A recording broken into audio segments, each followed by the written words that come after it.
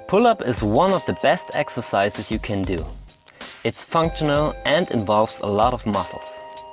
To get the most out of it and make your pull-ups perfect, you should take a look on these 4 points. We are starting right here with the mistakes.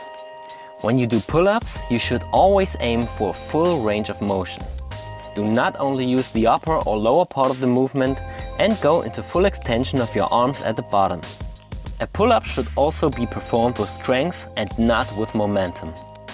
Avoid any form of kicking and swinging. Of course, it's also important to control the movement the whole time. Don't let yourself fall into your joints. The last mistake is to not pull evenly.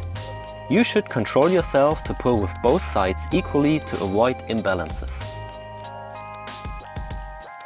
The next point is the width of your grip. Here you can choose different versions from a wide to a close grip. Avoid a too wide grip, because the wider you choose the grip, the more your elbows go to the side. And this is not an optimal position for the shoulders and can lead to injuries.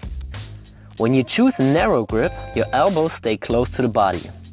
This is not bad at all, but to target your latissimus optimally, you should choose a grip which allows you to do a mix of extension and adduction. With this arm movement, you will target your lats in an optimal way. A shoulder wide or little more than shoulder wide grip is optimal for that movement. Of course, you can also use other grips for your pull-ups, like the chin grip or a neutral grip. The different grips will work different parts of your arms more or less, and also have a little influence on your back. The next point is often neglected but very important. It's about the shoulder blade movement. A pull-up isn't just about bending your arms.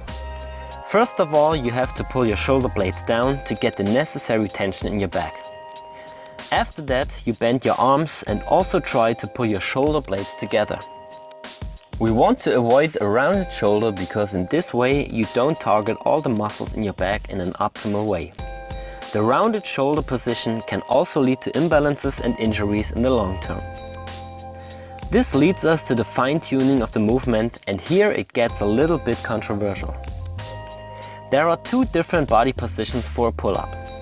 Some people prefer the straight, or also known as the hollow body pull-up, and some prefer the arched back pull-up. The straight pull-up has the advantage that you work your core, because you tilt your pelvis backwards, and with that you engage your abs.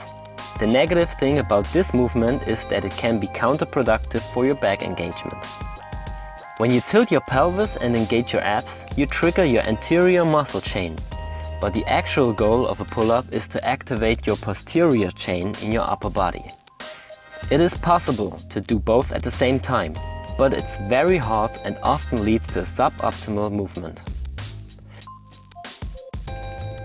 Now when you do the arched back pull-up, you just focus on the whole posterior chain, because you allow your spine to go in a complete extension instead of opposite movements during the movement. Now some people might say that an arched lumbar spine is not good and unhealthy, but this is only true if you put load on that arched lumbar spine. During the pull-up, you have no load on your spine, but you actually relieve the load from it. So this is an active arch position, which is not bad at all. When it comes to the position of your legs, it's possible to cross them or not. If you cross your legs, it will be easier to stabilize the movement. If you do your pull-ups with uncrossed legs, your body has to do more stabilization work, especially in the core. This can be a pro or a con, depending on your goals, but it plays a minor role in terms of back development. If you have some more questions or points to discuss, just let your thoughts go in the comments. Thanks, Alex.